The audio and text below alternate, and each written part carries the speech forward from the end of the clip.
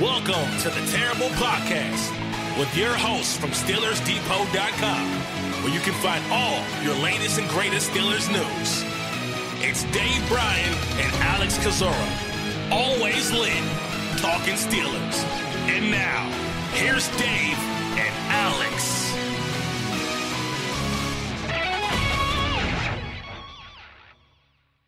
Welcome to the Terrible Podcast, Season 9, Episode 81. He's Dave Bryan. I'm Alex Kozora, SteelersDepot.com. Thank you for tuning in this Friday, Steelers Nation. Hopefully, at least for people in most of the country, except for Dave. Dave's the only person, the only exception here, survived the cold. But, Dave, I saw that the Patriots have a, float tank that simulates 4 to 5 hours of sleep in 40 minutes. So that's going to be on my Christmas list for you this year. I'd certainly like to try one of those, man. I don't sleep much as it is, and I think I was just telling you, I didn't sleep worth a damn last night, and my head's kind of cloudy today. So if I make mistakes with my Super Bowl prop picks and I don't beat you this weekend, I'm going to blame it on that. Let me be the first to wish you a happy 10th anniversary of Super Bowl 43 today.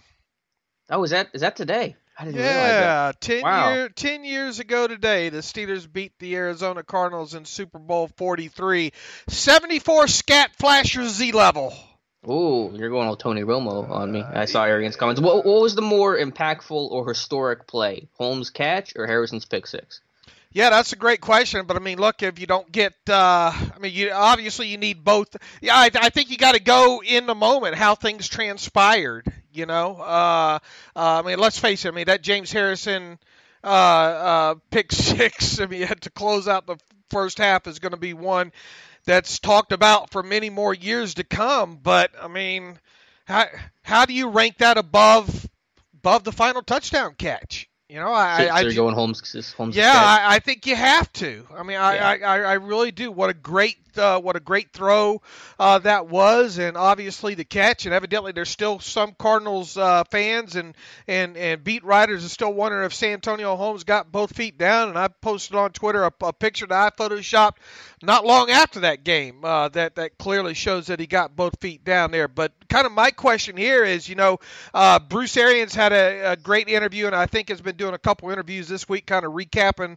you know, what all happened, the big plays in Super Bowl 43, and he went over 74 scat flasher Z level, and that was a play that Holmes scored the touchdown on, and he talked about how he didn't, you know, he wasn't one to call the same play twice in a game, but they were to the point where they had emptied out the playbook, and they had actually called that play, and you probably already knew this. I don't know if you did. Mm-hmm. I knew it. I just had to go back and refresh my memory on it, but they had ran that same play down in the red zone, I think at the 9-yard line with 3:30 something left in the third quarter, and that play obviously didn't work out the way the second time they ran it. Pressure off the edge past Max Starks, and Ben Roethlisberger almost took a sack and threw the ball to his left and out of bounds there, but it's the exact same play that they had ended up running for the touchdown there, and it makes you kind of wonder, and I posted this on Twitter yesterday, you know, what happens if they score on that play at the end of the third quarter there. Now, obviously, they ended up having to settle for a field goal after not running, you know, not being successful on that third down play. And a lot of people probably forget that, they after Ben threw that ball away, Jeff Reed comes out to kick a field goal, and then there was a roughing call. So the Steelers got a new set of downs, and they couldn't do anything on the next three plays, and Reed had to go back out there and kick again. So obviously, had they scored on that play, it would have been 4 more points on the scoreboard, but it still makes you wonder, you know, how would the game have transpired from that point forward, you know, and had they gotten into another situation, I guess. I mean, we're way down the hypothetical rabbit hole now. You know, would Bruce Arians have had the confidence to call 74 scat flasher Z level again? I don't know. It's a really good question, but I think there's two things that really marvel me about that game. One is Ben's throw. We talk about Holmes' catch so much, and it's a spectacular play. But as you mentioned, I think as Arians talked about as well, that throw by Ben is, I think, the best of his career and the one that you're going to remember above all else. And then the other part is just the fact the Steelers won a Super Bowl with that offensive line. I'm going to read the starting five because I think we forget about that sometimes from left to right. Max Sarks, Chris Kimiatu, Justin Hartwig, Darnell Stapleton, and Willie Colon, and they won a Super Bowl with that group, and that's one of the fun little pieces of trivia that'll always stick with me. Yeah, absolutely. And 10 years. If I would have told you after they won that Super Bowl that Ben Roethlisberger would have played in the amount of games that he's played in since then, still being a viable top NFL quarterback. Would you have bet me that the Steelers would have won? I mean, obviously they went to another Super Bowl since that game, but would you have bet that the Steelers would have at least won another Super Bowl since then? Yeah, I probably would have said they would have at some point. Yeah, I think I would have too, and here we are, and they haven't. Yeah, and then that's the disappointing part of it. But speaking of the Super Bowl, Dave, again, all the media talk, and there's so many personalities down there, and we've talked about it throughout the week. Let's start with Antonio Brown, since it's the first time I believe he's spoken to the media since the season ended. Just some short interviews, kind of some weird AB stuff, but basically he said that all options are on the table for where he's going to play next year. He said a lot of words to the media yesterday. He didn't really have a whole lot of information, but basically just said that he's not going to share his side of the story right now, and he doesn't know where he's going to be in 2019. Yeah, some people think my elevator don't go all the way to the top floor, which is probably pretty much true. But boy, in that interview late last night, it pays sometimes to have a sleep disorder, and B live in West Coast time, because this kind of posted real late. Well, I say late, I think around 10 o'clock my time. Yeah, it wasn't that late. Which about 1 o'clock East Coast time and all. But Complex Sports evidently caught up. I guess at one of those EA Sports Bowl events there in Atlanta, and y'all got to credit the whoever caught up with him for getting the interview, and then asking some pretty decent questions in that short span of time. He first asked Antonio Brown to comment on how he feels right now with so many, I guess, media members coming after him, was I think the quote that he used. He says, well, it just comes with the job, Obviously, being a football player comes with criticism, but obviously to watch back, to see how our team finished, seeing what's going on, seeing the aspects of the talk, the narration, and there's a lot of confusion, man. That's all I'm going to say. And then the follow-up question to that was, does he have any remorse for the way that everything has happened, and presumably since he went AWOL on the team during the final week of the regular season? Antonio Brown said, I think what people didn't understand was football is a job. You just can't miss and not show up. They'll take your check. A lot of things went on and had a lot of communication, and a lot of facts wasn't being said, but it shows me who got me through all that adversity, through the storm. See how people feel. That's evidently some shot at someone, media or whatnot, players or what have you. And then he was asked if he thinks he'll ever fully tell his side of the story, what exactly happened during that final week of the regular season. And Antonio said, I think I want to, but you don't want to point fingers. It's a business. Some things are better off kept quiet and just move forward with positivity. Positivity a word? I just thank AB for clearing up all this confusion. I'm totally clear now. I try to have some positivity. I mean, that's a word I would use. I think I would use. So I'm not gonna knock him on that. Fine word. Lastly, Brown was asked where he would like to be next season. Well, all options on the table, he said. I don't know really why he thinks he has the options. If they're not really his options, I don't consider it that way. And obviously, I think earlier in Early in the day, when he arrived at that event, and I think you posted about this as well too, short little interview. He says, "I just want to win. I just want to win. Play with the team. I just want to win." And the reporter then followed up, if it mattered where he was playing next year, he says it doesn't matter where. Yeah, I don't know if that's AB comment or Le'Veon Bell rap lyrics. So, yeah, my interview that I wrote about was somehow less substantive than your interview. But the part that really confused me, and I'm sure neither of us will be able to parse the language, but when AB's talking about what happened during the last week of the season, and just to reiterate your quote, he says, football is a job. I don't think people understand that. Yes, they do. Then he says, quote, you just can't miss and not show up. They'll take your check. Which, again, he did show up but did the bare minimum. So he's supposed to praise AB for skipping out and then showing up Sunday to do the bare minimum, as Rooney said, to get his game check. And is that a thing he's supposed to be praised for? I don't understand what he means by that. Yeah, I don't either. And it'll be interesting now, of course, media week at the Super Bowl is winding down. Today and on into tomorrow. It'll be now interesting to see if today, and I haven't seen on Twitter yet, it'd be interesting to see if Antonio does any Radio Row interviews today. Now, yesterday, you can't, being as how it didn't come out of Antonio Brown's mouth, specifically. There's only so much stock you can probably put in it, but Chad Johnson was on First Take and all, and Chad Johnson's obviously closer to AB than most.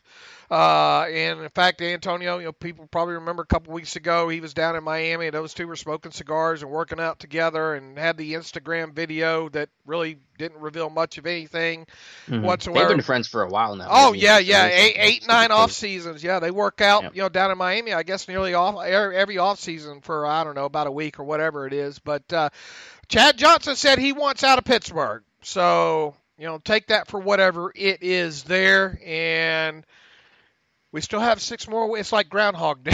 I was going to say that. 6 more. You want to talk about 6 more weeks of winter or whatever. 6 more weeks of until the start of the new league year.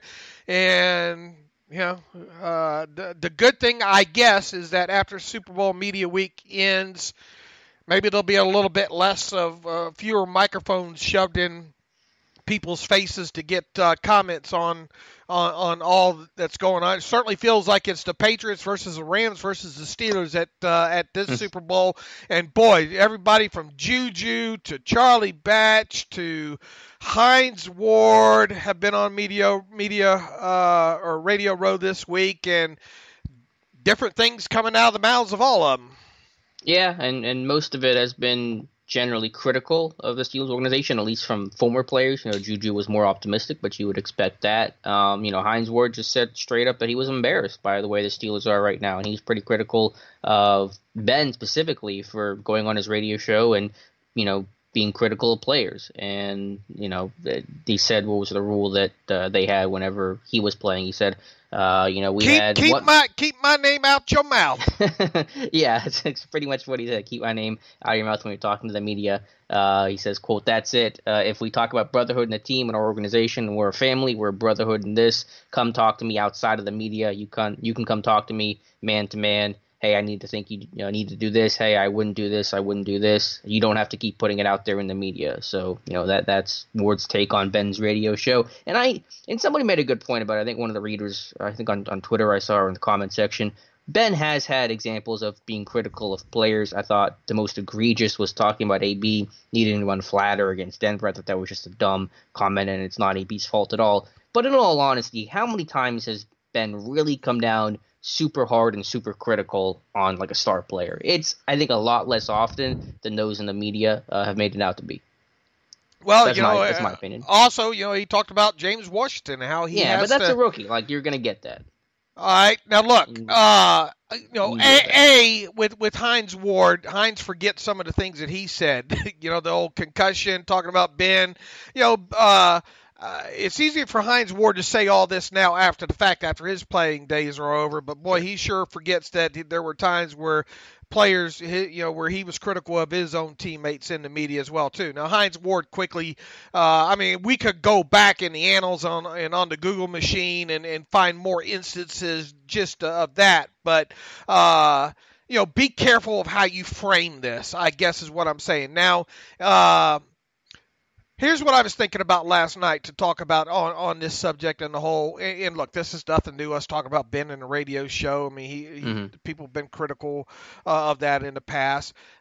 I don't think they're wrong. And I was thinking back to this. What would Tom Brady do? And I know people don't want to hear that, but how many times have we heard Tom Brady be critical of teammates in the media? I don't know if we can answer that because we don't follow it as closely. We've seen him, ream guys out on the sideline in public view before. Right, but does that count? I mean, it's a public criticism. He knows the cameras are on him. I mean, and I'll say this about James Washington. Yes, Ben was critical of Washington, but all he said was you got to catch the football, which is a thing we all knew, a thing that James Washington knows. So that's the most tepid criticism that you can possibly give somebody. Make the play. Like that barely counts for me. Yeah, but he could have done without saying, "I wish I could have would have thrown it to Juju all 4 times." I mean, Ben's I don't know if that's a shock. Let me tell you, Ben is a smart dude, and he knows how to work things through the media, and has for some time now. I love the guy to death. I don't want him on any other team. I hope he plays another 10 years or whatever. But. It gives us something to write about, so I'd be lying when I say that I don't. I mean, look, we tune into that radio show every week, wondering what he's going to say. I like it more when he talks about how things transpired on different plays and what he saw, and more on the X's and O's aspect of it than I do like to hear him talk about. Kind of criticizing players, if you will. I understand it's his right to do so. He has every right to do so as the leader of the team. But I mean, can't you accomplish the same thing behind closed doors instead of having to do it through the media? Well, I guess the biggest issue would be, and I don't know the answer to this question, but is if he's not doing it behind closed doors. I'd like to think that he is, but I suppose if he's not, and it's only coming from a public standpoint, then that would be a definite source of frustration if he's only doing it publicly and not talking about it during the week before his radio show or after the fact or whatever. But I mean, Ben's been the one to point the finger at himself too sometimes. Remember, he's the one who, granted it was a bit sarcastically, though it wasn't immediately taken that way, but said in 2017, maybe I don't have it anymore. So he's been the one to point the finger at himself multiple times as well. Yeah, but you can't tell me, Alex, that you don't believe that Ben Roethlisberger behind closed doors isn't critical and teaching. I'm saying he is, yeah. I mean, I believe that he is. Is that what you're saying? Yeah, I believe that he is too. I mean, right. heck, he always has these young players sitting next to him, lockers next to him, and all like that. Does he spend enough time with the younger players? I don't know. Well, that's what I'm saying is that if he was doing it publicly and not behind closed doors, then I could see that as an issue. But if he's doing it behind closed doors, and I assume that he is, then I think it's less of an issue because it's stuff that's already been talked about. And again, I don't think the criticism is nearly as often or as piercing as some people make it out to be. I thought the AB stuff was stupid. I thought that was a little bit too far and kind of a petty move from Ben. I thought that play was on him and Pouncey. But largely speaking, I think people act like this happens every single week, and it certainly does not. It's easy to magnify, though, and especially when you have seasons not end the way that you think that they're supposed to, like this past season. I mean, everything like this. That's why we're at where we're at right now. Because of. Go ahead. I was going to say it's also because it's the off season. Someone asked me yesterday, why is this always a story? Why is this saga never ending? And I said, well, it's because the off season, and the Steelers got bounced earlier than usual, and there's nothing else to talk about, and that's kind of how the media vultures circle. Yeah, but in the same token, they give them something too. I mean, it always seems. I mean, at least for the last 5 years, that off season it's always something. Whether we're talking about a drug suspension or something, it always seems like there's some sort of drama that sure. that's keeping us busy. I mean, here the Steelers season ended a month ago. Mm-hmm. And we're not even through the Super Bowl yet. And look, we do this. It's our job to do this. It's our, it It leads to more clicks, I guess you could say. But we get tired of following it. Well, that's what I'm saying. Yeah, I think a lot of people are tired of it, but because it is the off season, there aren't any other significant stories. That's why this is getting so much attention, because it does sell, and I know a lot of fans don't like it, but it does sell, and we both know that based on the numbers that some of the AB stuff does. And Charlie Batch defending Ben, a few days ago, saying, Ben really don't have a role in all this. I think that was a little bit too strong there. Quarterback keeping up for quarterback, and Hines, wide receiver, kind of keeping up for. Even though he did kind of light into AB, saying, "Look, when the team president calls, you pick up the phone." And then he also he also lit into Tomlin as well too. So I mean, it wasn't just Hines Ward banging on Ben Roethlisberger. I mean, he banged on all three of them. Is anybody wrong here though? No, I mean, I wouldn't say that. I think there's all, varying degrees of rightness. And I've said before, there's blame to go around for everybody. I mean, I think it starts with AB, but certainly blame for Tomlin, certainly blame for Ben, and, certainly blame for how the whole organization is being run right now. But to bring it back to AB, because he's the obvious centerpiece to all this, every time that he goes to the media and he puts his face out there and he's talking about the team without actually talking with the team, not answering, Rooney's phone calls like Bat said, that's just another kind of twist of the knife. And I just can't understand for the life of me why he can't pick up the phone. And even if he wants to be traded, even if the conversation was, I don't want to be here, please trade me, fine, then let's go that route. But to have no communication, I think it's very confusing. Did you think it would get this far with him? In other words, do you think we'd still be at the point where he's not saying, I want to, I'm sorry for what all happened, blah, blah, blah. I want to come back. I want to stay in Pittsburgh. Do you think we would have reached that point by now instead of him just saying it doesn't matter where and I have my options, or my options are open, or options are on the table? I didn't think it was necessarily going to get to, I'm sorry, I want to come back to Pittsburgh. I didn't know if AB wanted to or not, but I thought there would have been more of a definitive answer one way or the other right now. I mean, obviously it seems like it's leaning like AB is fine with getting traded and doesn't have a specific desire to stay in Pittsburgh, but I thought this would have been largely resolved where either they were saying, okay, we're going to move you, or all right, we're going to work this out. But the lack of communication and just the lack of clarity in the situation a month into this thing is the surprising part.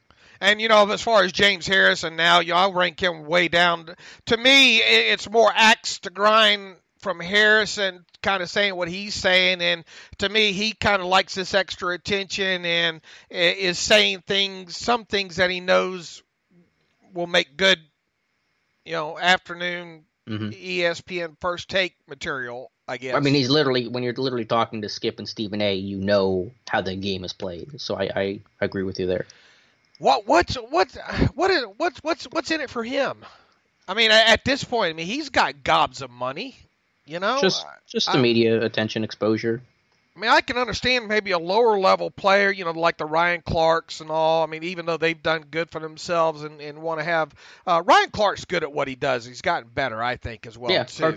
Clark's very insightful. I don't think James Harrison's very good at what he does. Now, one guy I think will be good at it, and maybe he'll start getting more play at it here in the near future, is Arthur Moats. I think he'd be good at it. I think Ramon Foster, to some degree, will be good on the other side of the mic as well too. I just don't think James Harrison is good. I think he just says a lot of things that he thinks makes good radio or TV. He hasn't been my cup of tea, but for a guy that hated the media with a passion like Harrison did, it's funny to see him be so active in the media now and spilling all the tea. Yeah, I agree. And then him, saying, Mike Tomlin lets the leash out too long. Well, James Harrison probably had one of the longest leashes in Pittsburgh, Yeah. So, kind of hypocritical there, I guess, the whole sleeping in the meeting and all. Now, do I think they handled James Harrison right that final year? No.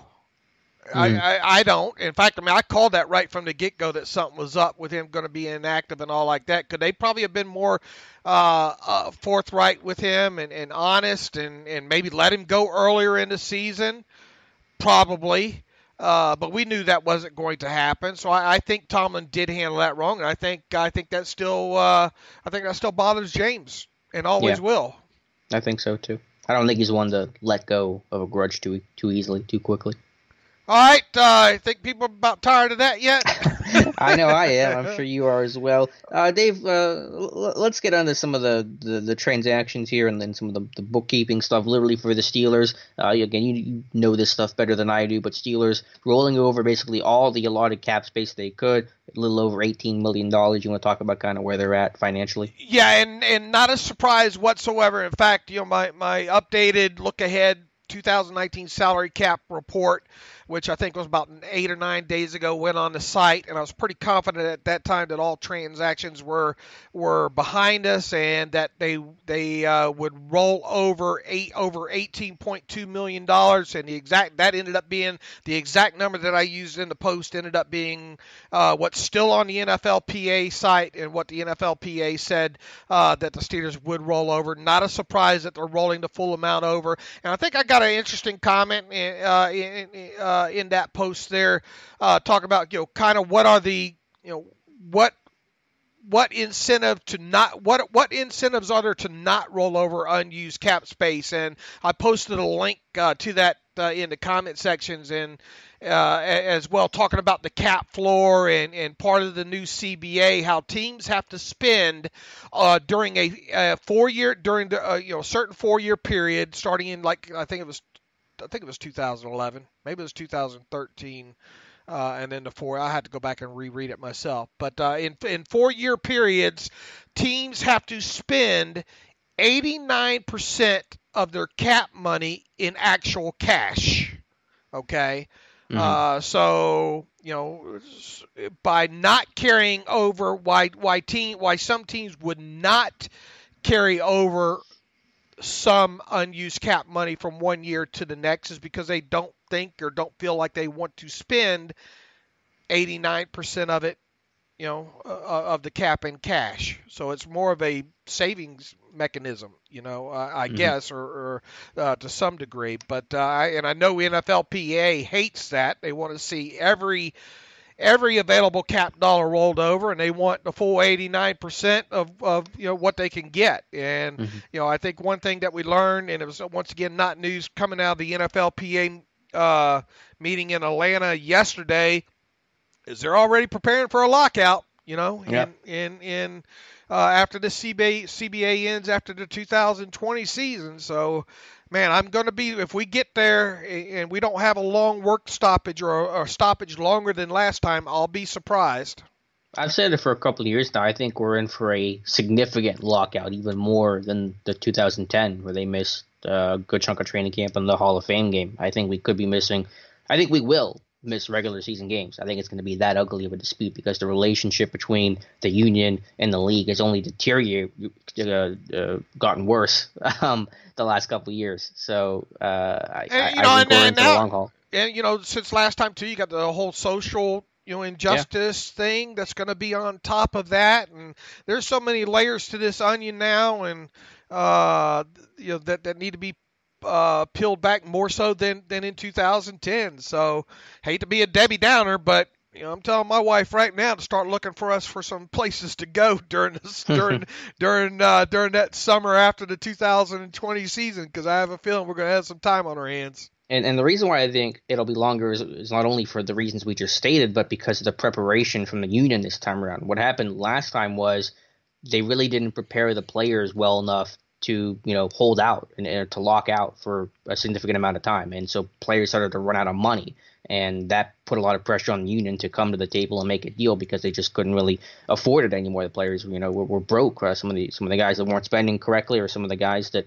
didn't have millions and millions of dollars. So this time they're saying they're putting money aside to be in that rainy day kind of fund to be able to sustain themselves through a lengthy lockout. So yeah, I think we're going to miss some really significant time. So much for the positivity of the show today. We're being a little Debbie Downer. I'll end on a positive note. It still kind of reflects back to my salary cap projection from a little over a week ago. They're currently right at around $20.6 million underneath the cap based on their Rule of 51 figure.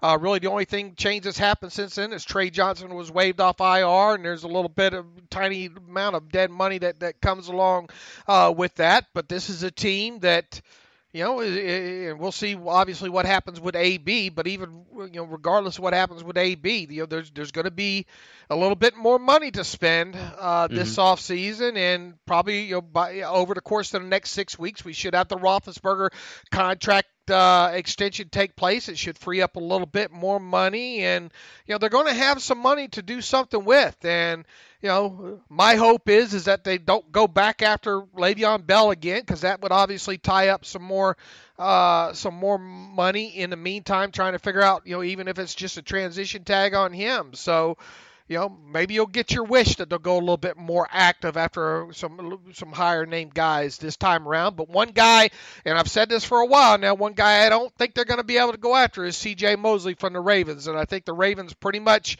verified that, this week here, saying they're going to do everything in their power to keep C.J. Mosley and that the tag is in play, yada, yada. Yep, no surprise there. I think ultimately they keep him. One free agent that would like to become a Steeler, though, is Terrelle Pryor, local guy. We've kind of heard his name for several years now, but he said yesterday in a local interview that he would absolutely love to become a Steeler. He says, quote, "I would love the opportunity. I believe if I played with them, and there's a couple other teams in my mind, but if I played with the Steelers, I'll be right back on the map, and I think I'd have success." So, Dave, what's your take on that? Would Pryor be an asset to this team, or just a better version of Justin Hunter? When you're looking for a job, you pretty much would like the opportunity to play for anybody, wouldn't you? Yeah, that's the Eddie Murphy. If you're starving, someone throws you a cracker. I mean, look, this is a kid that's proven that one season in Cleveland that he can probably be a viable receiver in the NFL. But that has been a couple of seasons ago. He's had some injury issues since then. There was He's going to be 30. He's going to turn 30 in June or July, something along those lines. I think there were some reports about him not maybe being the best teammate, maybe the last couple of stops that he's been in, last couple of cities that he's been in. I'm never opposed to signing people with talent for the minimum amount, for the veteran minimum. Okay, so if they wanted to sign him for a minimum salary benefit deal, see how it goes, and then let him fight for say DHB's spot or whatnot. If he can play some special teams, I'm all for trying to give it a go. I don't know how much. I mean, we really haven't seen him play in since a couple years ago before he injured his foot, ankle as a member of the Redskins. I mean, can he still stretch the field? Can he still be that same player that he was in Cleveland a couple years ago? I mean, you don't even really need him to be all that. I mean, you just need more than Darius Hayward-Bay gives you, and that includes special teams work. So, no, I'm not opposed to that. But, look, he was released or waived by the Bills late, I think November, and he's still looking for work. And if we are to assume he's looking for work and he's been healthy this whole time, that kind of speaks a lot of, speaks volumes right there. Tomlin has had took a liking to him way back when, and as the story goes, or as Pryor has told it, that Tomlin even offered to draft him in that supplemental draft way back then. But Pryor said, "Look, I need to get away from family, this, that, and the other." I don't think it's going to happen. That's easy for me to say because the odds of it happening are low. But I mean, if he wants to sign a minimum salary contract and see what he can do, hey, be my guest. I'm never going to hate a move that has still a little investment in it, like you said, a minimum salary kind of deal. And he fills the height, weight, speed receiver spot that somehow always exists on the Steelers roster. And is he better than Justin Hunter? Yeah, he probably is.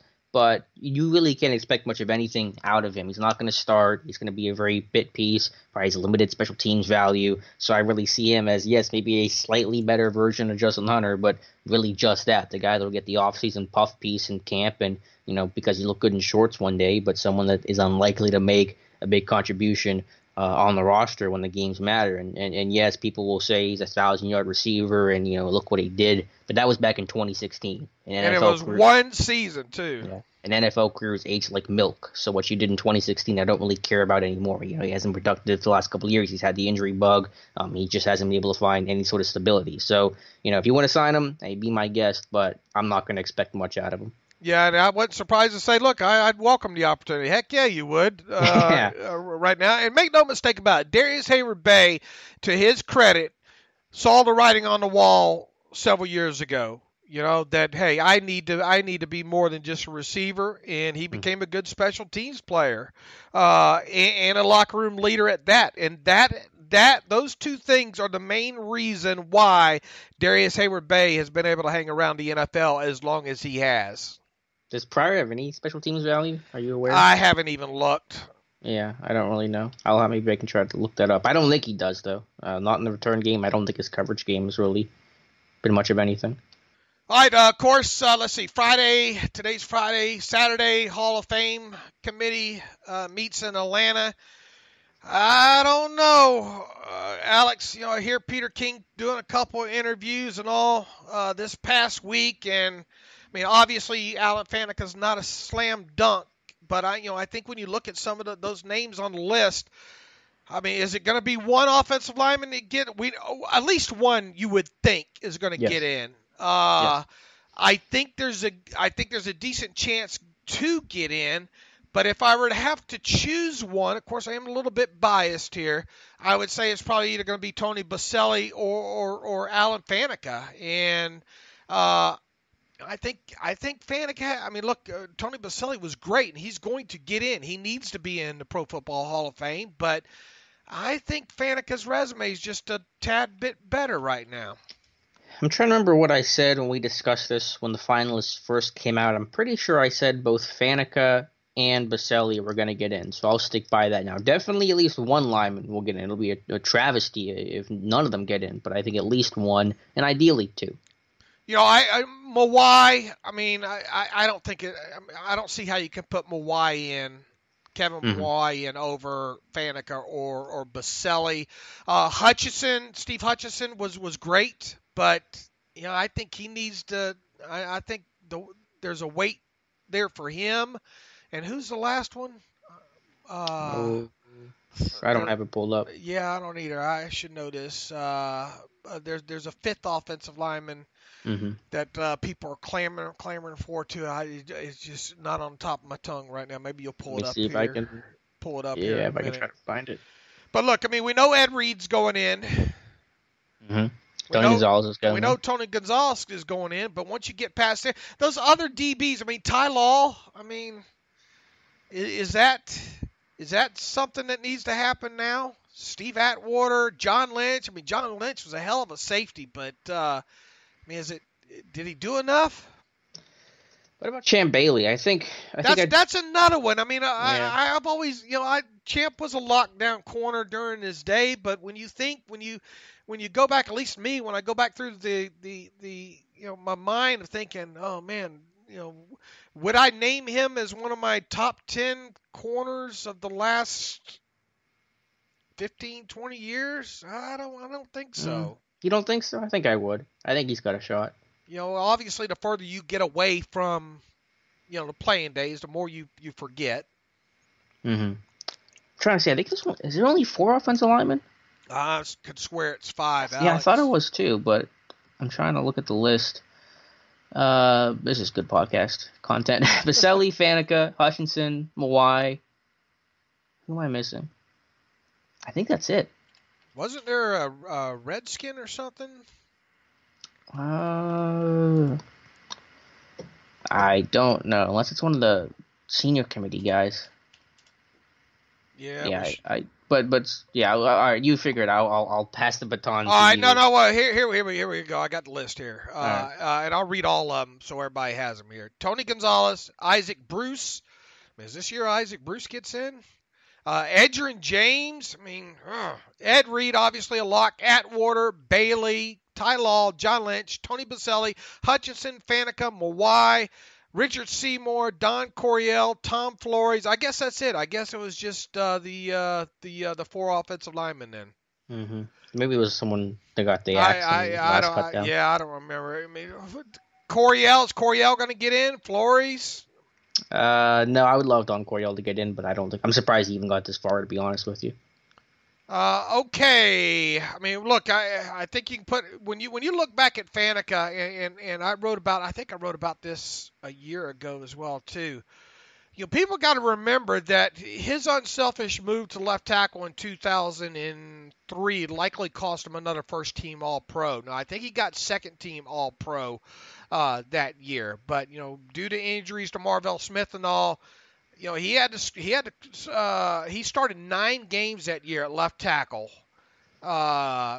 With his first one coming in the team's Week 6 road game against the Denver Broncos. If he doesn't make that, if he's able to stay at his original position, he's probably a slam dunk. Has another All-Pro, first-team All-Pro to go along with it. And you look at the Pro Bowls, Super Bowl, and the longevity of his career, and just the type of player he was. I mean, it's just so hard to leave him out. If you're going to leave him out, you better leave all the offensive linemen out this go around. Let me put it to you that way. So, Dave, I know we talked about it before, but let's do it one more time. Who are your 5 that are going to get in, going to be enshrined? Well, I mean, obviously, I'll go ahead. I'll go ahead and say this is the year for Faneca, Tony Gonzalez, Ed Reed. Man. Got 2 more. I'll go ahead and I think you're going to have a defensive back in there. So I'll go ahead and put Champ Bailey in there. I can't remember if I had Champ Bailey in my last one or not. Well, you obviously have Ed Reed, so that's a defensive back there. Yeah, you don't have to have I don't think Seymour gets in. I don't think Flores gets in. I don't think Coryell gets in either. Why not put 2 offensive? I'll go ahead and put Baselli, Faneca, Gonzalez, Reed, and Isaac Bruce in. All right, I'm on the same list, except I'll do Bailey instead of Bruce. I'll go Champ Bailey instead of Isaac Bruce. All right. That sounds fair enough, and we'll see how close we. Boy, I sure hope it's. I sure hope this is a year for Faneca. Certainly deserves it. Absolutely deserves it. And it's just good to get those offensive linemen recognized because it's not a glamorous position. And so this is the one time where you can have that spotlight for a lineman. And he certainly deserves it, or deserves to be in that spotlight. All right, moving on. All right, Dave. We're going to do Super Bowl talk here, obviously. Super Bowl 53 coming up, Rams and Patriots. Before we do that, though, I think we should talk about our friends at MyBookie because the Super Bowl is such a marquee event. There are so many, interesting prop bets and stuff I know we're going to talk about. I'm sure you have the whole list up. So before we get into that and the breakdown of the game itself, it's going to be such a historic game. The Patriots going for their 6th Lombardi to tie the Steelers versus Sean McVay at 33 years old, coaching the Rams. Tell us about our friends over at MyBookie. That's right, Alex. Everyone is asking me who's going to win the big game this year. Will Tom Brady and Bill Belichick add another championship to the Patriots dynasty, or will the upstart Rams and brilliant young head coach Sean McVay be the last team standing this year? Just remember, where you're betting at during the Super Bowl is just as important as who you're betting on. That's why I always tell people to go to mybookie.ag. MyBookie has been in business for years, and their rep is rock solid. They do big cash bonuses, so off the bat, you're making money for doing nothing. And they have the fastest payouts. Seriously, just 2 business days for a payout to take place. Even better, MyBookie has become a premier destination for prop bets. These guys truly let you bet on anything, whether it's the length of the national anthem or the color of the sports drink dumped on the winning coach. MyBookie has a buffet of Patriots Rams props for you to chew on. Can you chew on? Yeah, you can chew on that. They also let you live bet the game while it's going on as well, too. I only recommend services that's been good to me, and MyBookie is definitely one of them. That's why I'm urging everybody to make MyBookie their way. Make their way to MyBookie right now. You win, they pay. Join now, and MyBookie will match your deposit with a 50% bonus. Use promo code TERRIBLE to activate the offer. Visit mybookie.ag today. You play, you win, you get paid. All right, Dave. Where do you want to start with the Super Bowl? You want to start with the prop bets or the actual football stuff? Let's talk about the game. Let's preview the game real quick, first of all. All right, good deal. What's your initial impression of this one? Just your first gut reaction. You're going to have some defense played in this one. Good start. Wade Phillips knows this Patriots offense fairly well. He's had some good schemes with them. I think recently as with the Broncos a few years ago. He knows how they need to beat Tom Brady, and it's really no secret. You need to try to keep Tom Brady off the field as much as possible. You probably need to get Tom Brady behind sooner rather than later. You need to try to make him drop back 40 or more times during this game. And when you pass rush Tom Brady, you have to be able to knock him off the spot. Going after Tom Brady around the edge is not going to do it. There's a great stat on, I think, NFL.com about a week or so ago talking about Tom Brady versus pressures against the edge versus pressure in his face. And like most quarterbacks, he's a totally different quarterback when you get in his face. Now, that does not mean that you send the kitchen sink after him either, because if there's anybody that knows how to diagnose blitzes and where they're coming from, it's him. So they're going to have to mix in man with zone, obviously. They're going to have to try to get home up the middle with Sue and Aaron Donald on the four-man rushes, and they're going to have to disguise some things where it looks like they're sending 6 and they only send 3, and they drop 8 in coverages. They're going to have to disrupt that timing. They're going to have to stop that run as well, too, with limited guys in the box, and that's easier said than done. Brady is a master at being able to check, not afraid to check to unloaded boxes to the right run. They're, a well-coached team, a well-disciplined team. They use a lot of those short passes. If you show him enough man, they're just going to try to rub you right on off. He's going to be getting the ball out quickly most of the game. You got to get them in those third and long situations, something the Chiefs were able to do later in that game. They just ran out of steam, and they couldn't come up with those stops on, 3 third downs in a row or whatnot in that game. They can't let their defense get tired out in this one. So from a defensive standpoint, yeah, it all sounds easy what I just said. But if anybody can do it, it's Wade Phillips. And, you're just going to have to continue banging on Tom Brady in this one. Like I said, stop the run with limited guys in the box, and hopefully you get Tom Brady in enough third down and long situations where he has to hold on to that football and make mistakes. It's that schematic chess game. You have 2 weeks to prepare. You have Belichick and the Patriots, which do a better job of scheming, exploiting weaknesses, leaning on strengths better than any team in football, maybe more than any team in football history, versus the Rams with a really good offensive mind and Sean McVay, a great defensive coordinator, and Wade Phillips. Who's going to win that battle? More often than not, it's been the Patriots, but we'll see what happens. But it is interesting because the Rams offensively, the Rams and the Patriots are two very different teams in the sense of the Rams are like a 96% of the time 11 personnel team. They're running 3 receivers out there. They're staying in that offensive personnel, and they're running everything off of that. The Patriots, meanwhile, can be a kind of whatever offense, a chameleon offense, where they can come out with multiple tight ends or fullbacks where they can spread the field out. So they're going to run every personnel grouping under the sun, while the Rams are going to stay in 11. So who's going to be able to take advantage and pick up on the tendencies? Can it be the Patriots against that static 11 personnel that has a lot of window dressing inside of it? Or is it going to be the Rams defense trying to keep up with what the Patriots do, schematic with all the subs and all the personnel changes they're going to make? I don't know who has the advantage there, but I think that's an interesting element of it. But for me, it's obviously going to come down to the game planning and being able to exploit those tendencies. Generally speaking, the Patriots do it better than the opponent, so that's why obviously I'm going to be leaning New England in this one. You have to knock these guys, and it's tough to do because the way they kind of bunch these guys at times, you got to try to disrupt the routes with the Patriots. With Gronk, knock him coming off the line. Try to get some sort of a push on a James White, because James White will kill you. James White will kill you in this game if you let him.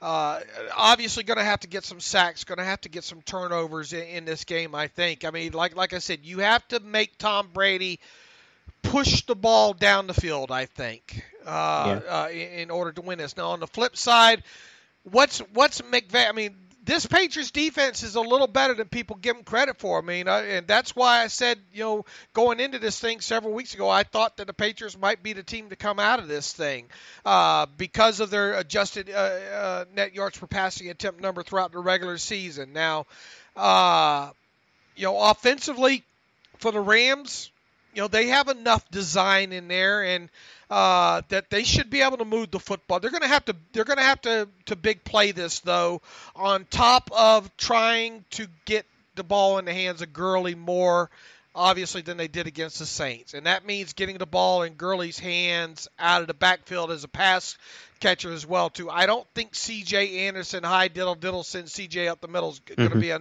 be enough to get this done. I think they're going to have to get their tight ends involved a little bit more in this one. They're going to have no less than 7 explosive plays offensively. Yeah, you got to get those big plays. I think the linebacker play for both teams are going to be really critical and something we don't talk about too much. We talk about, the Patriots with their scheme defensively. We talked about the Rams with the front four defensively. The linebacker play, I think, is critical. For the Patriots, they got to defend the Rams outside zone, which is what they really run, which not a lot of teams do, but they rely on heavily with Todd Gurley. C.J. Anderson played more against the Saints because they were trying to get more of an inside zone scheme. With Gurley, it's more outside, gets the ball in the perimeter. So the Patriots linebackers, Kyle Van Noy, Landon Roberts, Hightower are going to have to be able to defend that, while the Rams obviously have to defend tight ends and running backs in space, defend the screen game, defend the short pass game, the checkdowns and all that. So I think the linebackers aren't talked about much, but I think by the end of this day, you're going to be hearing about Corey Littleton and Landon Roberts as big players in deciding this one. I think the Rams have to score a bunch of points in this one. I think so, too. Now, the one thing in the Rams' favor is, have the Patriots lost games and lost Super Bowls in the past to the Giants and the Eagles? Well, it's been a really strong pass rush and a front four where you don't have to blitz, but you're getting consistent pressure with 4 and you're dropping 7 into coverage. So you're making life tough on Brady, making him hold on to the football, and then you're getting pressure. And the Rams obviously have a great front four, starting with Aaron Donald. So if there's a blueprint, big picture to beat the Patriots, the Rams have it. Is it going to be enough? I'm not sure, because the way that Patriots offensive line is playing, it's a really underrated group with Andrews and Thuney and Mason and Trent Brown and Cannon. That's a really underappreciated front five, and that's going to be a great battle up front. And look, I mean, Aaron Donald and Sue, they should have their opportunities in this one. I mean, if they win some one-on-one battles, especially in situations when it's 3rd and long, those hits will add up on Brady if you can hit them. Mm-hmm. Yeah, just can you get to him is the question. That's the biggest question, and Brady and they know that on that side. So that's why them having their run game, talking about the Patriots, is going to be important to this one, because they obviously don't want Tom Brady dropping back 50 times in this game. So I mean, we've seen in the past, I mean, some recent Super Bowls, some teams have had them, and they let him off the hook, as the late Dennis Green would say. I mean, you go back to that.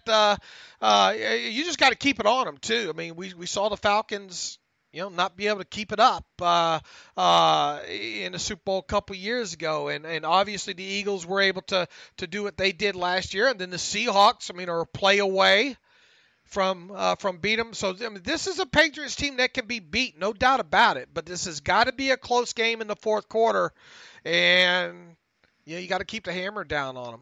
I mean, the experience alone, too, is another thing that you wonder coming out in this thing.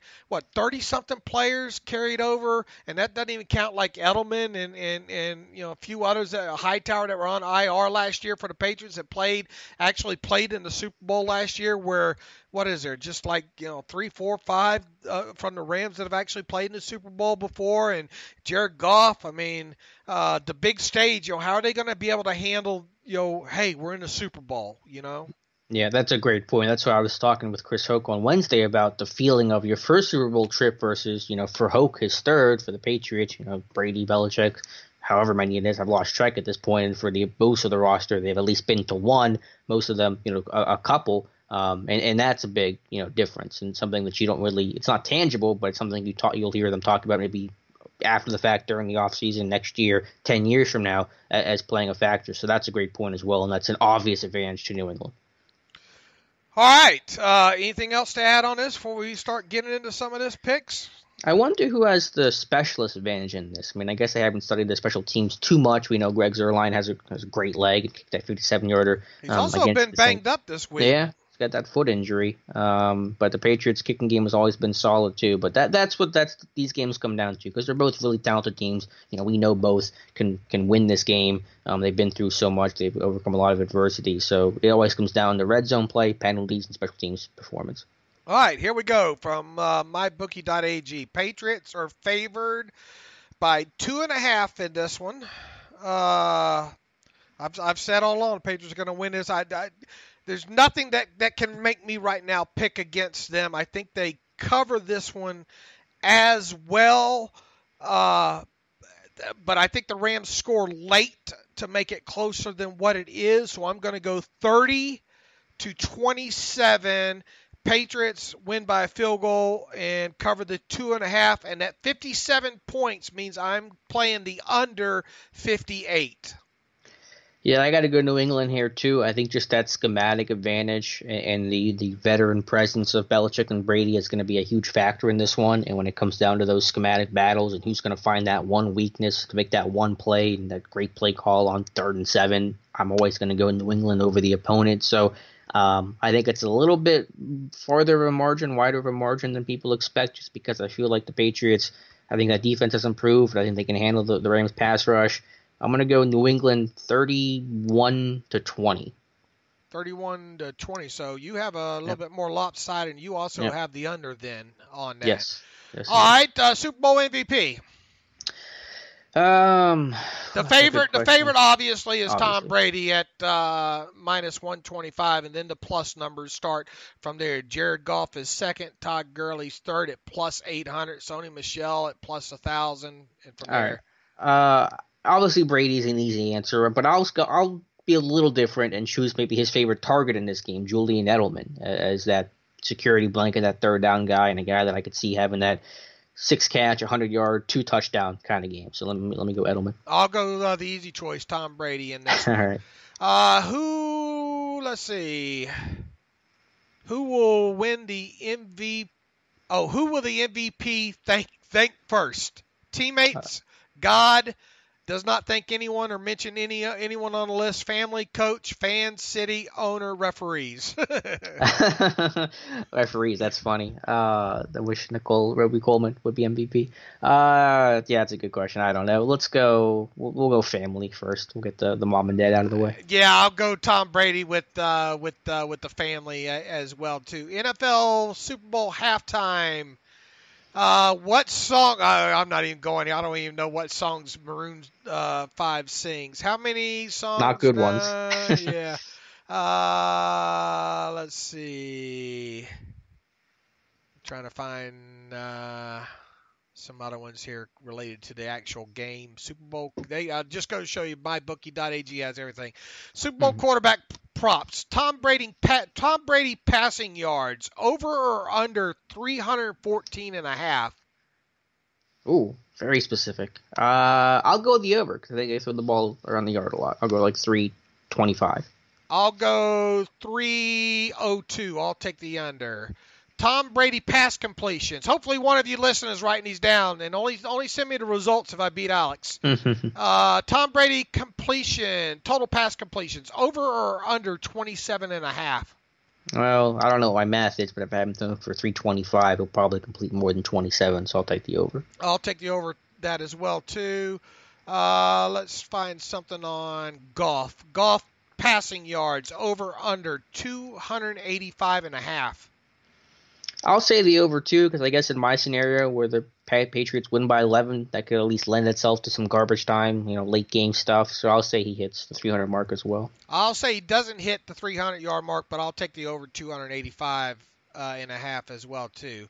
Let's see. Will Brady or Goff have negative? Nah, that's not a good one here. New England versus Rams. Tom Brady, what will happen first? TD pass or an interception? I mean, I think statistically odds are TD pass. Right. Pretty easy, guess. Let's see. Find some good ones here. Sony Michel versus Todd Gurley. Most net rushing yards made by. And there's actually a line, I guess. Sony Michel's favored by 10.5 rushing yards over Todd Gurley.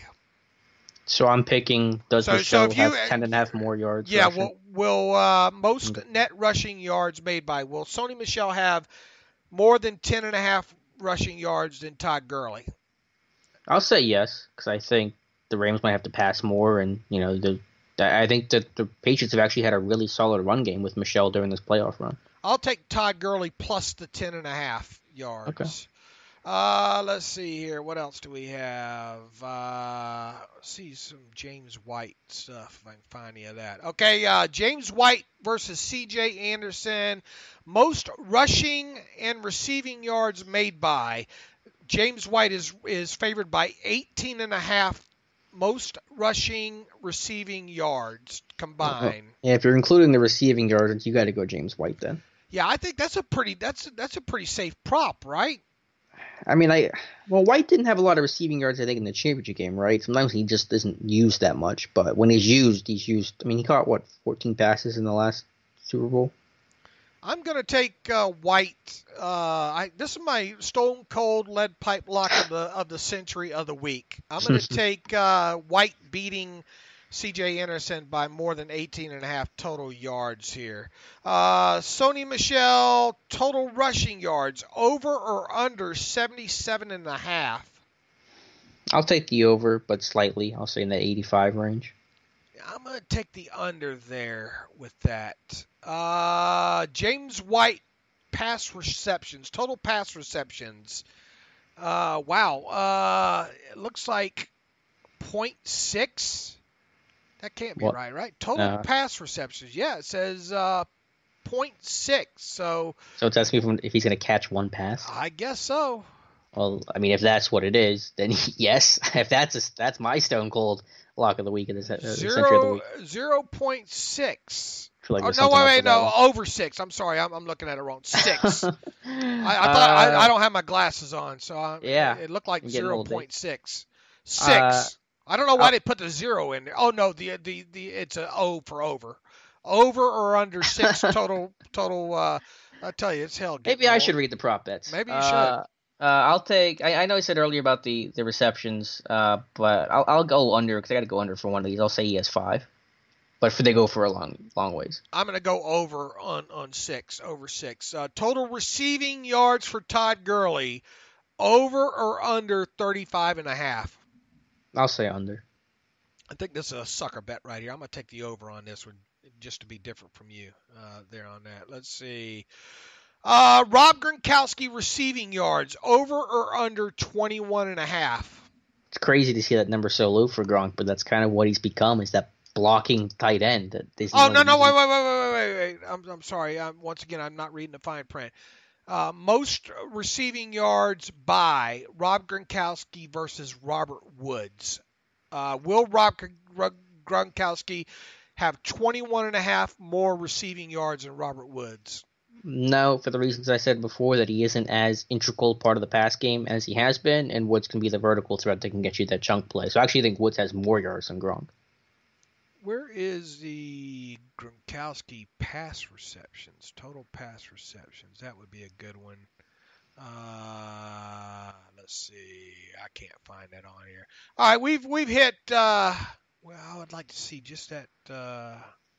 Yeah, I think we've hit enough of these. People are probably tired of hearing us picking these by now. But go to mybookie.ag and okay, here it is. Total pass receptions. Rob, one last one. Total pass receptions by Rob Gronkowski. Over or under 4.5? Take the under, so he gets 3 or 4. I'll take the over on that one. Okay. What else do we have? I think we have just a couple reader emails. If we have any, Dave, and we'll get out of the show that way. All right, let's see what we do have here when it comes to that. And we'll start with Ivan Kataroch. Hi, guys. I'm a huge Steelers fan since 1984 and live in the UK. Do you think there will be... Okay, that one got cut off.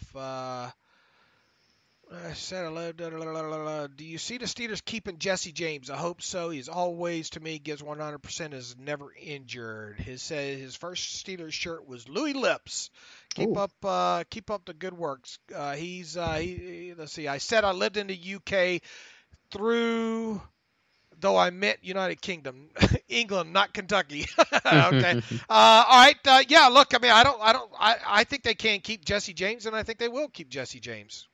I agree. I think it's not going to be too costly. I don't think he's going to see any starter value out in the market, and I think he wants to stay close to home. And Louis Lips, underrated receiver, Steelers history. Good call on that. All right, Grant Humphrey, thanks for answering my last question. Got a couple more for you here. Out of all the players you guys have studied thus far, for each of you personally, who is your favorite player that you studied? Not necessarily favorite player to fit for the Steelers, but just as a whole, your favorite player. Oh, that's a better answer I can give in a couple months, but I really enjoyed watching Deebo Samuel. I think he has almost the whole package, and he's not as tiny as people make him out to be, but just a really good dude with a great backstory. I kind of did some more research after I did my profile on him, but a guy I think it wins in a lot of ways, and just a guy I'm definitely going to root for no matter where he ends up. Yeah, and Grant, I'm not even there yet. I'm about, I guess, 50 players in, and I hop around so many on so many of these guys. I'll say Ja'Kai Polite just because I thought he was a fun player to watch on tape. I don't want to say necessarily my favorite, but it was just kind of fun to see kind of things that he was able to do and how he was used there at Florida there. So hit me back in about another month or so. I'll know a little bit more about some of these guys here. But I will tell you this. I watched some tape, 3 games on Mack Wilson out of Alabama recently. Mm-hmm. Where is the splash with him, Alex? You didn't – is that in his numbers at all? Where are the big plays? Where's the splash on tape? I don't know. Did he have any? There was no statistical production in terms of the splash plays. You just see it translate, or I mean, he doesn't have the stats really. He does have 6 interceptions, which is pretty uncommon. Right. But I think only 1 came last year. I think before that came the year before when he played mostly a lot of dime. In that situation there. But outside of that, I mean, where are the throws for losses? Where is him shooting the gap? Making a difference in the backfield. I mean, he's okay second level at fending off blockers and making the tackle, 2-3 yards past the line of scrimmage. But where's the splash at? So he's a guy I'm wanting to dig a little bit. I'm not seeing first round on him on the study so far with him. One more for you. Why do guys like Mark Madden hate you guys so much? Look, is Mark Madden like anybody? I don't know. Everybody hates me. Get in line. Get in line. Let's see. That's a little bit too long when this late in the show to read here. Prospects from Joshua Dicker. This could be biased. I am a South Carolina fan, but what do you think about Deebo Samuel for not only his skills as a wide receiver with his speed and pass catching ability, but also his return ability on kickoff and punt returns? Last year alone, he had kick return for a touch. He had, I think he said 2 kick return for a touchdown. I think his speed would do well in that aspect of the game. I've watched probably not as much as you have, but look, that kid's impressive. Randy Fichtner during the season talked about what made Jalen Samuel so attractive, and they just said he was a guy in college that found his nose in the end zone, just a guy that knew how to score, and it translated to like the Carolina game where he dives over the goal line, he gets in the end zone, and that's Deebo Samuel. When this dude touched the football, he was fine in the end zone. I think he had a rushing or receiving touchdown every 7.5 touches in his college career, and he had a couple more returning and 2 throwing. So a guy that just knows how to get in the end zone, a guy with great speed, a guy that I think has more physicality. He'd be a good X receiver in the Steelers offense. So, and just again, a really high quality character guy. His family dealt with some adversity. His brother was locked up in jail, and you saw the other side of things and took the other path. So, a guy I like a whole lot. I tell you, the another thing that I'm coming across too, starting to look a little bit more at Devin White and Greedy out of the cornerback out of LSU. Both those guys, I think, got some character red flags. Devin White's fun to watch on tape, but I kind of worry about his, some arrests that he had when he was much younger there. I think that needs to look into, and I think there's a little bit of diva-ness, if you will, to Greedy, and some things that need to be looked into his character as well too. And I'm just starting getting a little bit more into the heart of studying those two guys, and probably we'll look a little bit more on those two guys into the weekend. Yeah, no, I can't wait to learn more about those. Have you watched more of those guys than me so far? I need to add Greedy to my list if he hasn't been taken yet. I've been kind of switching to some of the receivers, but I'm going to circle back to DB soon. All right, Levi Garcia. Hey, guys, love what you do. I've been an avid listener since 2014. Thank you, Levi. So my question is, why isn't Kevin Colbert and a scout team more on the hot seat? It seems like we get this question every once a week, maybe. Why is it Tomlin's fault and Butler when they do the best with what they have, whereas Colbert drafts, let's be honest, have been less than desirable and won't make exciting free agent moves even when necessary? Shouldn't he be the first to go and not the coaches who are up, who aren't set up to success either? Levi, let me ask you this: was that a talented enough team to get into the playoffs this past year? Alex, I'll ask you too, being as how Levi's not on the horn. No, Levi said he was going to send this question, so I appreciate him sending it in. But yes, this team had the talent to make the playoffs, not necessarily Super Bowl, but to go farther than it did. But they had the talent to not only make the playoffs, but go further than the first round too. Yes, and that's why it would be more on coaching then. And when you see linebackers on receivers and stuff, I mean, I get Colbert's had his mistakes. He's had issues evaluating the secondary, but let's also understand that, Juju, Watt, Connor, Pro Bowls in their second year. I mean, that's a pretty good haul for a GM. Yeah, it is, and yeah, I mean, look, they got something out of Samuel this year as well too. Washington obviously didn't. I mean, you could take it. Well, look, the jury's still out on Mason Rudolph. Obviously, question whether or not that pick was necessary. We talked about that, a year after drafting Dobbs and all like that.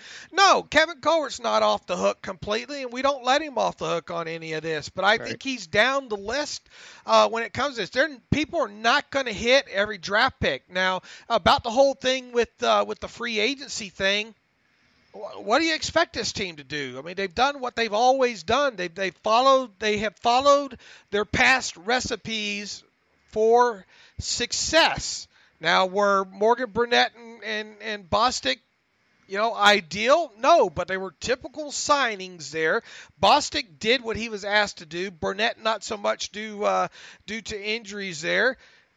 Let's see what they do with a little bit more cap space this year. Obviously last year they didn't. And look, make no mistake about it. Do you think Kevin Colbert really thought that Le'Veon Bell was going to hold out the entire year? No. Was Le'Veon Bell maybe worth another win somewhere in there? You could make an argument for that. Yeah, let's see what happens this offseason. If Colbert doesn't make that one nice move or nice addition this offseason, then I'll be the first to be critical of him. But let's see what happens and what his plan is, having some money to work with. As far as the blame game goes for this past season, I have said it several times. Hines Ward's right. It was an embarrassment. It's an embarrassment that we're sitting here talking about a Steelers team that was good enough to be in the playoffs and maybe make some noise, and who knows? Maybe, anything could happen. Maybe they're playing in the Super Bowl this weekend. But it starts with the players. I mean, there were some turnovers. Ben, Juju, Xavier Grimble. We could go down the list. The defense didn't make plays when they had opportunity, so it starts there. Starts on the field first, and then you go to Tomlin. That decision with Oakland. And the whole X-ray machine and Ben and keeping Dobbs in as long as he has, that's going to haunt him for a while. We're going to be talking about it for a while too. And that wasn't his only snafu with the things that you're hearing about, all this drama and all like that. Of course, we wouldn't be talking about that if they're making a deep playoff run, or not so much. But yeah, coaching. Keith Butler and everything. Danny Smith, don't let him off the hook either. Yeah, that gets some finger pointing as well too. And I think down the list is Kevin Colbert. I think Kevin Colbert delivered Mike Tomlin a team that should have been in the playoffs this year, and isn't that his job? Yes, that's literally his job. All right. Let's see. Here's the situation from BJ Pugh. Trade draft. If Steelers could get the second overall pick, From San Francisco, do you think Oakland will be willing to take the second overall pick in exchange for their 24th and 27th overall? That would give them 2 picks in the top 5, and the Steelers would have 3 first-round picks, 20, 24, and 27. Is that too little or either side? BJ, man, it's hard enough to speculate who the draft picks are going to be, and to try to speculate trades. I mean, I know we're going to do it a couple of times probably from here on out to the draft, but yeah, I don't know what are you asking my approval? Yes. Yes. I mean, but trying to predict these things and saying, do I think a team will be willing to do this or willing to do that? I don't know, man. I'm just being totally honest with you. I could sit here and agree with you and sell it and then it not happen, or I can sit here and sell it to you and it happened and we both look like geniuses. But I mean, just it's way on too far above my pay grade. Yeah, I mean, I'm not even sure I would trade the number 2 pick for a couple of 20s. I think you want to get that slam dunk guy at number 2 and not get some guys that you might like, but you're not totally sold on. So I don't know if Oakland would do it. I don't know if I would do it. All right, one good one from Bruce Myers, and make me end after this, Alex, from Bruce. This is short and to the point. It's a good question, too. Dave, do you think the NFL will look to have the draft in Pittsburgh within the next 10 years? That's a great question, and I would say absolutely yes, they will. I say no. I think that they like the bigger venues, and Pittsburgh's a big venue, but it isn't New York. It's not Chicago, and I don't think it happens. If you can have it in where they having it this year, Nashville. Is that where they're having it? The draft, yeah, right. I'm not going, so I don't really keep track of the location. I do go a little smaller. I think if you can have it there, you can have it in Pittsburgh, and I think they will. Now Super Bowl's a different story. Yeah. Now, do I think Pittsburgh will have the draft before Las Vegas? Maybe not.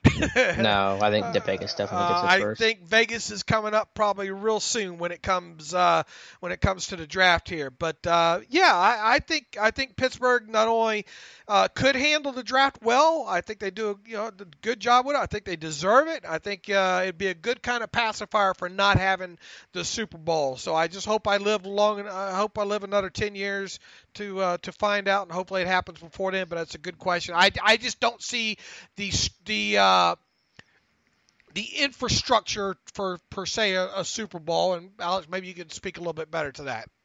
No, I agree, and just some of the weather stuff. But there's a prop bet. I'm taking the over on you live in 10 years to see the draft in Pittsburgh. Yeah, I might. My bookie prop bet. Don't take the under on me. I might have to hedge my bet and bet under on that one there. Okay, Alex, enjoy the Super Bowl, folks. We'll have threads going up during the day on Super Bowl Sunday, and probably some prop. Maybe do a 20-question prop. Whoever wins, maybe a cash prize there. So check SteelersDepot.com throughout the weekend, and we'll have you covered before and after the game. Up until then, everybody enjoy the Super Bowl and all like that. Go Rams! Here's the hope. We're talking about a Rams victory, although I don't think it's going to happen. In the meantime, you can follow me on Twitter at Steelers Depot. You can follow Alex on Twitter at Alex_Kozora. You can follow the show at Terrible Podcast. Email the show, theterriblepodcast@gmail.com. If you like what we do and you want to give back to us, go to SteelersDepot.com, please, and either sign up for a ad-free subscription for the site, or you can just donate to the cause by hitting the donate button upper right navigational bar. We sure would appreciate you if you did. We appreciate all those who already have taken those routes as well too. And as always, thanks for listening to the Terrible Podcast with Dave and Alex.